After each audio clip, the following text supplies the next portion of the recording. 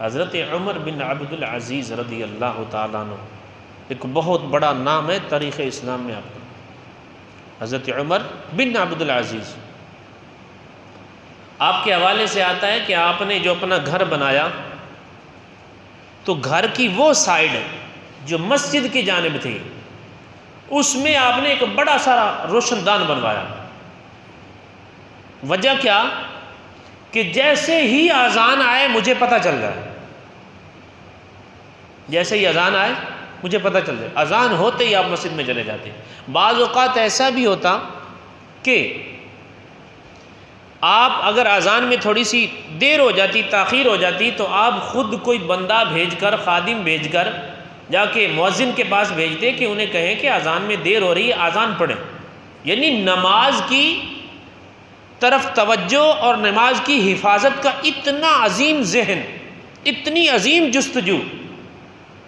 اور دوسری طرف ہمارا حال بھی دیکھ لیں، ہم کیا کرتے ہیں؟ صحابیات اور تابعین، تبع تابعین، اولیاء اعظام کے عمل سے یہ بات پتہ چلتا ہے کہ ان میں خاص کڑن تھی کہ اذان کو سننے کے لیے وہ بڑے بےتاب رہتے تھے، اذان کا جواب دینے کے لیے بڑے بےتاب رہتے تھے۔ اچھا، یہ جو قرآن پاک کی آیہ مقدسہ ہے نا، رجال لا تلہیہم تجارہ، اس کا معنی کیا ہے؟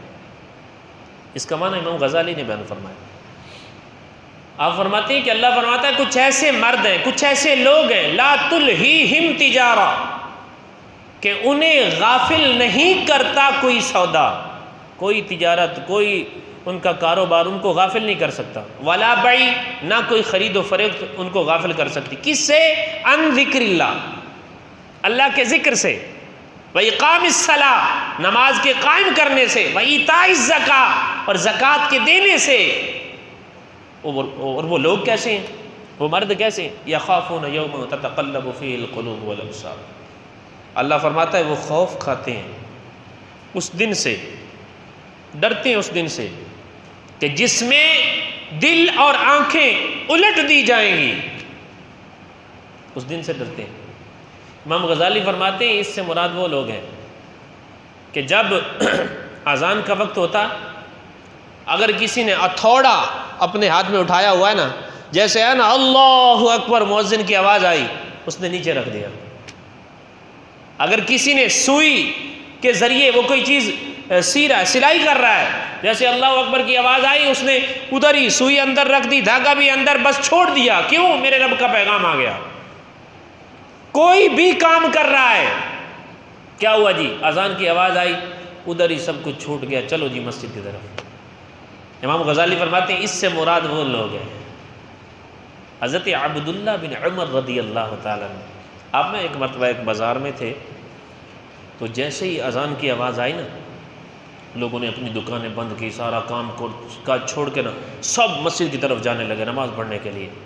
آپ نے فرمایا یہ وہ لوگ ہیں جن کے بارے میں اللہ نے ارشاد فرمایا رجال لا تلہیہم تجارۃ ولا بیع، کہ ایسے مرد ہیں کہ انہیں غافل نہیں کرتا ان کا کوئی سودا یا کام، خرید و فروخت، اللہ کے ذکر سے نہیں غافل کر سکتے، نماز قائم کرنے سے، زکوٰۃ دینے سے۔ وہ ڈرتے ہیں، ان کے سینوں میں خوف خدا ہے، وہ اس بات سے ڈرتے ہیں کہ جس دن دلوں اور آنکھوں کو الٹ دیا جائے گا، وہ اس بات سے ڈرتے ہیں کہ جس دن حساب دینا پڑے گا۔ تو محترم اور محتشم عاشقان رسول، احساس ذمہ داری پیدا کریں۔ میں مسلمان ہوں، عاقل بالغ مسلمان کے اوپر، آزاد کے اوپر، جو قدرت رکھتا ہے مسجد میں جانے کی، اس کے اوپر جماعت واجب ہے۔ حضرت عبداللہ بن عمر رضی اللہ تعالیٰ عنہ صحابی رسول ہیں، حضرت عمر بن خطاب رضی اللہ تعالیٰ عنہ کے شہزادے، آپ کے بچے بھی تھے، کاروبار بھی کرتے تھے، تجارت بھی کرتے تھے آپ، لیکن آپ کے حوالے سے آتا ہے کہ اگر کسی وقت آپ کی جماعت فوت ہو جاتی، جماعت سے نماز نہ پڑھ سکتے، تو آپ پتہ کیا کرتے؟ اس نماز کے وقت سے لے کر اگلی نماز تک آپ نوافل پڑھتے رہتے۔ اگر عشاء کی نماز جماعت سے نہیں پڑھ سکے، اب کیا ہوگا؟ صبح تک، عشاء کی نماز پڑھنے کے بعد صبح کی جماعت تک، اب کیا ہوگا؟ صبح کی نماز تک نوافل پڑھتے رہے۔ یہ جذبہ تھا یار بزرگان دین کا، یہ طلب تھی، شوق تھا اللہ کی بارگاہ میں حاضر ہونے کا۔ تو محترم اور محتشم عاشقان رسول، میں نے ایک بزرگ کے حوالے سے پڑھا کہ امام اعظم علیہ الرحمہ کے شاگردوں کے شاگرد حضرت محمد بن سماع رضی اللہ تعالیٰ، آپ کے حوالے سے آتا ہے کہ آپ نے فرمایا ایک مرتبہ کہ آپ کی عمر کافی طویل تھی، تقریباً 103 سال آپ کی عمر ہوئی۔ آپ فرماتے ہیں کہ 40 سال میں، کتنے سالوں میں؟ 40 سال میں صرف ایک وقت، ایک دن، ایک نماز کی میری صرف تکبیر اولیٰ فوت ہوئی۔ جماعت نہیں، یہ سب سے پہلے ہم پڑھتے ہیں نا تکبیر تحریمہ، اللہ اکبر، امام سب کہتے ہیں ہاتھ باندھتے ہیں، یہ تکبیر اولیٰ ہے۔ 40 سال میں صرف اور صرف ایک مرتبہ تکبیر اولیٰ فوت ہوئی، اور فرماتے ہیں جس نماز کی تکبیر اولیٰ فوت ہوئی پھر میں نے کیا کیا، اس نماز کو 25 مرتبہ ادا کیا۔ کیوں؟ کہ جماعت سے پڑھتا تو 25 نمازوں کا ثواب ملتا۔ 25 مرتبہ پڑھنے کے بعد بھی فرماتے مجھے اونگ آئی تو خواب میں کسی آنے والے نے یہ کہا کہ فرشتوں جیسی آمین تو نہ ہوئی ہے نا، کہ نماز میں کیا ہوتا ہے، حدیث پاک ہے باقاعدہ کہ جس نے غیر المغضوب علیہم ولا الضالین، اب اس کے بعد کیا ہے، مقتدیوں نے آمین کہنا ہوتا ہے، اور حدیث پاک ہے کہ جس کی آمین جو ہے وہ فرشتوں کی آمین کے موافق ہو گئی، اللہ اس کے گناہ بخش دیے گا، اس کے گناہ بخش دیے جائیں گے۔